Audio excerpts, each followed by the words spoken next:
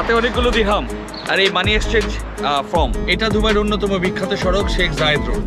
এই টেম্পারেচারে একজন সুস্থ মানুষ সুস্থভাবে টিকে থাকা হিউম্যানলি ইম্পসিবল।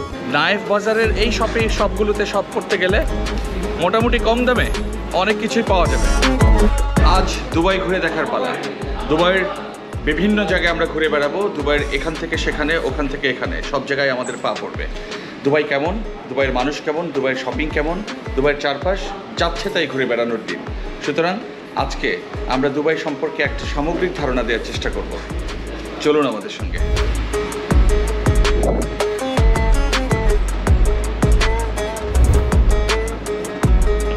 আজকের বাইরের টেম্পারেচার হচ্ছে 43 এবং ফিলস লাইক 47। মানে এটা হট, ভীষণ হট।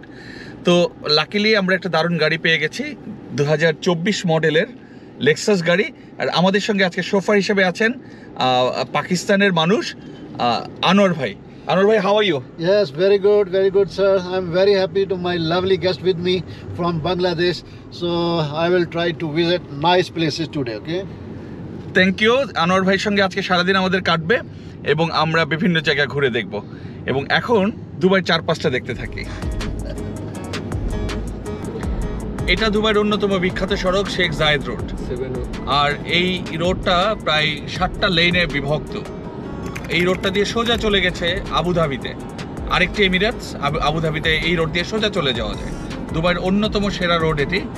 দেখতেই পাচ্ছেন যে মানে গাড়িগুলো কি সুন্দর লেন মেনে চলছে এবং গাড়ির গতি, গাড়ির বৈচিত্র্য সবগুলো দেখেই বোঝা যায় যে এটা মানে দুবাই আসলে এই জন্যই বিখ্যাত, এই জন্যই সেরা।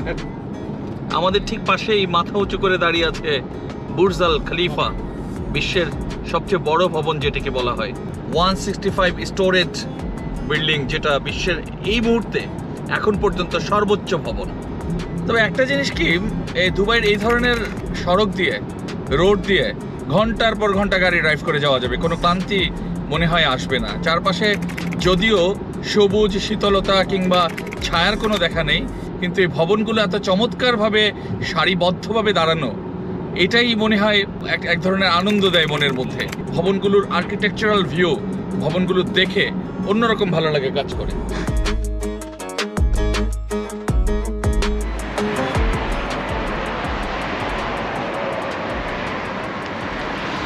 হাতে অনেকগুলো দিরহাম আর এই মানি এক্সচেঞ্জ ফর্ম।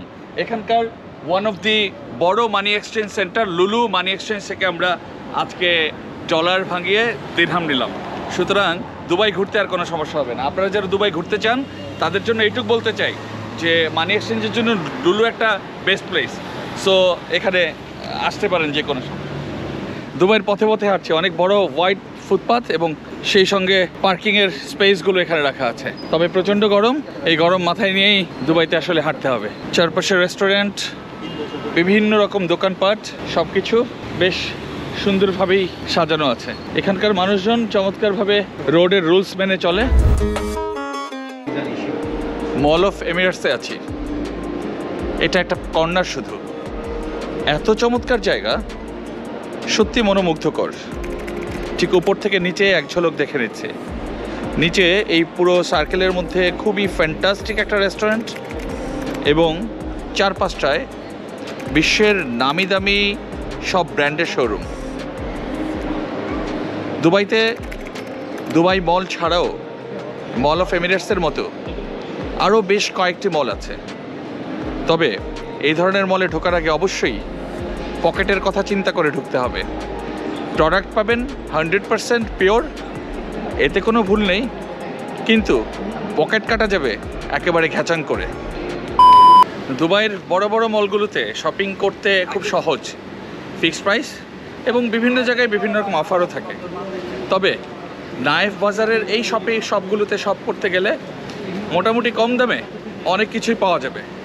এটা অনেকটা আমাদের নিউ মার্কেটের মতো, যে একসঙ্গে অনেক আইটেমস বিভিন্ন দোকানে পাওয়া যায়, পারফিউম, ড্রেসওয়্যার অ্যান্ড আরও প্রয়োজনীয় যা যা আছে সব কিছু।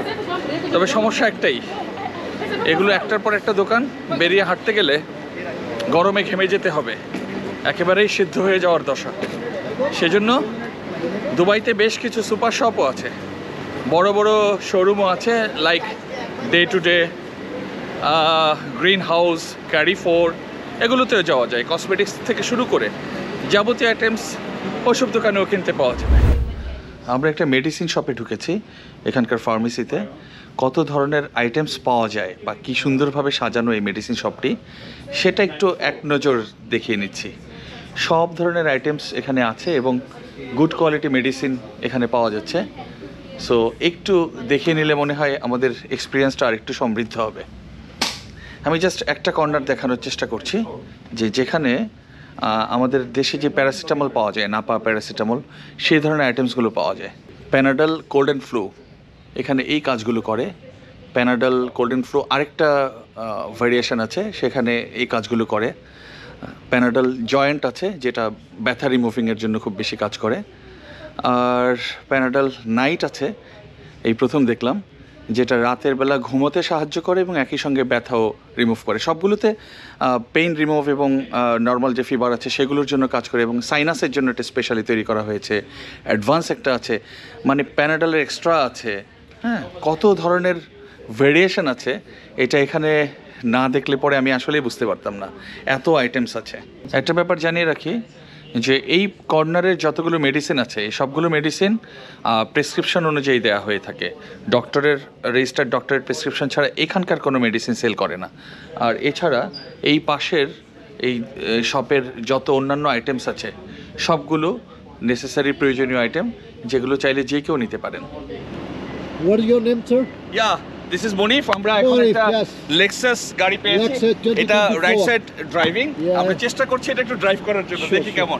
নিউ এক্সপেরিয়েন্স আমার জন্য। এই লেফট সাইড ড্রাইভিং আমি আগে কখনো করিনি, আজকে একটু ট্রাই করছি। See, the steering is the left side, not the right side. Okay? See, this is Lexus. Yeah, এটা লেফট সাইড ড্রাইভিং এবং এটা Lexus 2024 মডেলের। Sure. Yeah.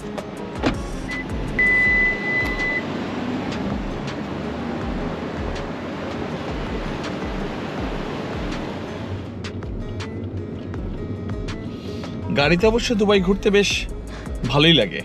একটা মজার বিষয় দেখেছেন, যে একজন মানুষ রাস্তা পার হবে, ঠিক তাকে দেখেই ড্রাইভার গাড়ি থামিয়ে দিয়েছেন। ইয়া, তো এইটা এখানকার এই রেসপেক্টটা পারস্পরিক আছে। গাড়ি চলতে গেলে কেউ যদি রাস্তা পার হতে যায়, তখন কিন্তু গাড়ি সঙ্গে সঙ্গেই থামিয়ে দেয়। আজকে শুক্রবার, দুবাইতে প্রচুর মুসলিম, এটা আপনারা সবাই জানেন। তো শুক্রবারে নামাজ পড়ার জন্য ঠিক হোটেলের কাছেই একটা ছোট মস্কে চলে এলাম। তবে দুবাইকে বলা হয় সিটি অফ মস্ক, বিকজ এখানে অনেক লাক্সারি, অনেক সুন্দর, অনেক বিউটিফুল মসজিদ আছে। তো সেই মসজিদগুলো আমরা যদি এখন এক্সপ্লোর করতে পারিনি, আমরা সুযোগ পেলে এক ফাঁক দেখে নিব। যেমন মসজিদ আল ফারুক অ্যান্ড অন্যান্য আরও মসজিদ আছে, সেগুলো পরে এক সময় দেখে নেব। কিন্তু এখন এই পাশের মসজিদের জুমার নামাজটা এখান থেকে শেষ করে চলে যাচ্ছি লাঞ্চ ব্রেকে। লাঞ্চ ব্রেক মিনস আমাদের কাছে আসলে ব্রেক না, লাঞ্চটাকেই আমাদের জন্য এই দুবাইয়ের ভ্রমণের একটা অন্যতম পার্ট। তো আজকে দেখি কি খাবো আজকে আমরা। ম্যাকডোনাল্ডস মেবি, আজকে মেবি দুপুরে ম্যাকডোনাল্ডসের হালকা পাতলা কিছু দিয়ে সেরে নিব আর কি।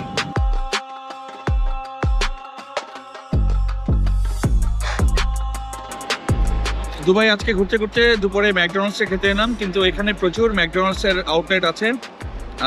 ঠিক আমাদের দেশের কেএফসি, বার্গার কিং এর মতো কিংবা পিৎজা হাটের মতো প্রচুর আছে। তো দুবাই সিটি সেন্টারের ফুড কোর্টে চলে আসছে। এখানে ম্যাকডোনাল্ডসের একটা বার্গার, তারপরে এই বড় সাইজের ড্রিঙ্কস এবং সঙ্গে ফ্রেঞ্চ ফ্রাইজের এই প্যাকেট, সব কিছু মিলিয়ে আমাদের 4 জনের জন্য আজকে খরচ পড়েছে 61 দিরহাম। এটা বাংলা টাকায় কনভার্ট করলে কত হবে সেটা আপনারা হিসাব করে নেন। এখন আপাতত পেটে অনেক ক্ষুধা, সেটা সেরে নিই।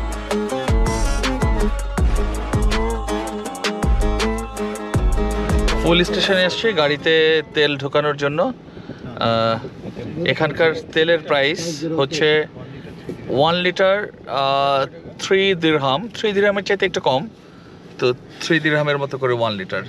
তেলের দেশ দুবাই। সো এখানে 3 দিরহাম করে যদি ধরি, আমরা বাংলা টাকায় যদি কনভার্ট করি, 32 করে হলে 96 টাকা পার লিটার করে পড়ছে এখানে। সারাদিন দুবাইয়ের পথে প্রান্তরে ঘুরতে ঘুরতে সন্ধ্যা পেরিয়ে রাত। রাতের দুবাই মানে আলো ঝলমল। আলোর শহর দুবাইকে রাতে দেখা যায় এক অন্য রূপে। আজ সারাদিন যা দেখেছি সেসব স্মৃতি নিয়ে এই পর্ব শেষ করছি। দুবাইয়ের আরো অনেক গল্প তোলা আছে পরের পর্বের জন্য। বাই বাই ইয়া হাবিবি।